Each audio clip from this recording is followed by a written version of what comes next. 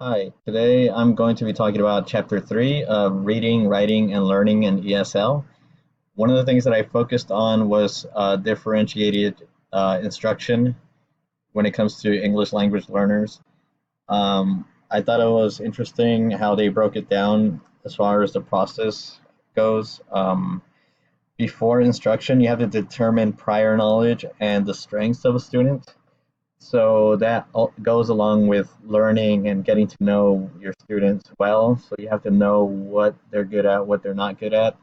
I really enjoyed learning about that because you can't really help your students without knowing what their strengths are and what their weaknesses are. It's not a one size fits all situation with students. So you have to have communication with them. You have to get to know them and see what their strengths are. So you plan accordingly, and there's going to be assessments that go along with this differentiated instruction, which are going to be in the middle and towards the end when you assess them finally. So some students might be linguistically competent, so their verbal communication might be good, or they might retain information through print. Other students might be non-linguistic learners, so pictures might be something that you can look into, diagrams, just visually um, appealing to their senses.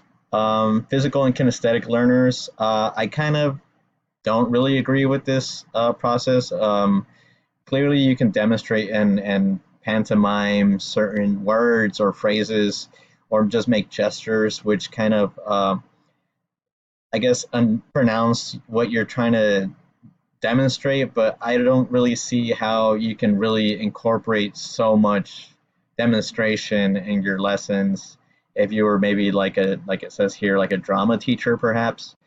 But I think it's important for ELs to just kind of see um, just small gestures where you can sort of illustrate what you mean. Um, One of the things that stood out to me also when it comes to differentiated instruction was the social science example that they gave, and it was how a bill becomes a law. Here, a teacher really incorporated all of these techniques into one lesson. He started his lesson by asking students to discuss in groups what their interactions or history has been with laws. So it could have been if they maybe know someone who's gotten a traffic ticket or things like that. They just really got engaged in the conversation and wrote things down on the board. Um, this really helps facilitate interaction with English learners. If they're paired up with someone who is an English speaker, they can practice their English and just participate in the class because typically ELs aren't as vocal. They're not going to participate as much as other students do.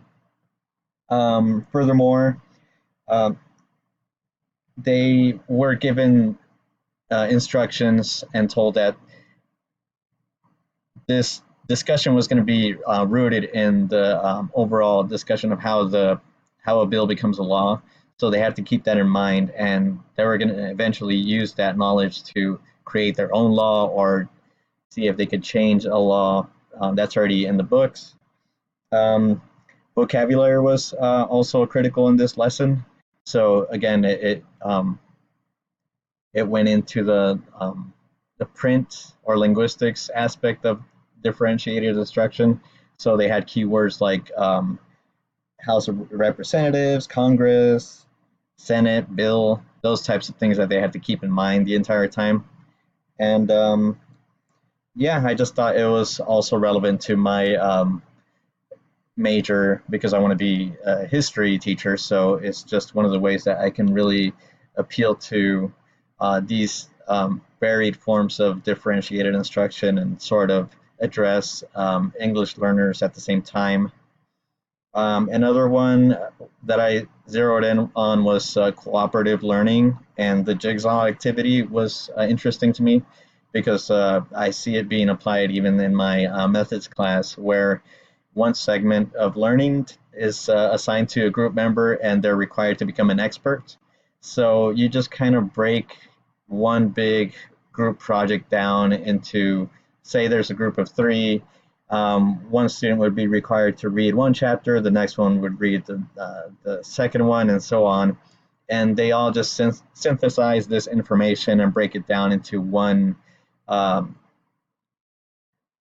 one congestible sort of piece of information and just share it with their group members. And that alone builds confidence in ELs.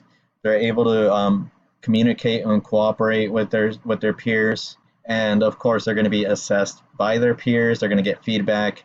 Also, they're going to be receiving feedback by the teachers. So it just really helps them to become independent. Scaffolding is also mentioned here. And contrary to popular beliefs, scaffolding doesn't mean that the teacher is going to do all of the work for the students. So as mentioned here in the jigsaw activity, students will be able to do their work independently, but it just allows them that independence to sort of delve into their topic and become more confident and comfortable in doing so. So scaffolding is temporary. It just helps facilitate learning. English learners really benefit from scaffolding, and it's going to be temporary. So they're not going to have it their entire lives. It's just a means of assisting and helping them develop maybe language skills or something that they're lacking. And I just related that to like when you go to the gym and you need a spotter if you're going to lift something heavy. You're not going to do it on your own because you risk hurting yourself. So obviously, once you get a spotter to assist you and lifting this heavy weight, the more strength and confidence you build, you're not going to need that spotter any longer. So that's just the way to sort of look at what a scaffold is. And that was my assessment of chapter 3 and the main points.